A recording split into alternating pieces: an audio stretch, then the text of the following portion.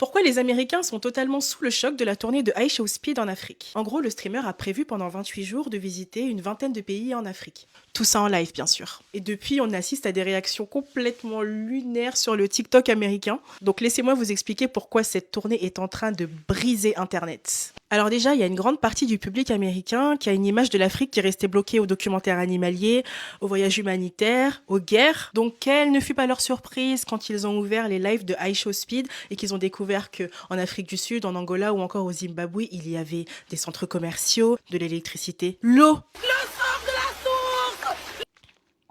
la connexion Internet, 4G, 5G, vous vous rendez compte? En gros, ils pensaient qu'on vivait tous dans des huttes, qu'on chassait pour survivre et qu'on se lavait à l'eau de pluie. Certains Afro-Américains étaient complètement choqués de voir que des Sud-Africains vivaient mieux que eux. Nigga, them people living good. Nigga, them people living better than some of us. iShowSpeed est sans le vouloir devenu l'ambassadeur de mise à jour du logiciel mental de certains Américains. Avec sa tournée, il ne montre pas l'Afrique comme on veut la vendre, mais comme elle est réellement. Jeune, dynamique, connectée, prête à dominer le monde. On a également pu voir que certains Afro-Américains avaient été émus de l'accueil qui avait été fait à iShowSpeed. C'est vrai que je me moque un petit peu d'eux dans ma vidéo, mais en réalité, je leur en veux pas vraiment. When we've been taught that Africa is primitive and be unapologetically black and not have to think about being black. Les Afro-Américains vivent malheureusement dans un pays qui ne les traite pas à leur juste valeur. Et je pense que voir un autre Afro-Américain sur un autre continent où il y a également leurs semblables dont on avait dit que du mal, ça les a touchés de voir l'un des leurs avoir la considération et le respect qu'ils réclament depuis tant d'années à un pays qui malheureusement ne les traite pas à leur juste valeur. Mais sachez que cette considération et ce respect est dû à tout être humain, pas seulement à iShowSpeed ou à un Américain,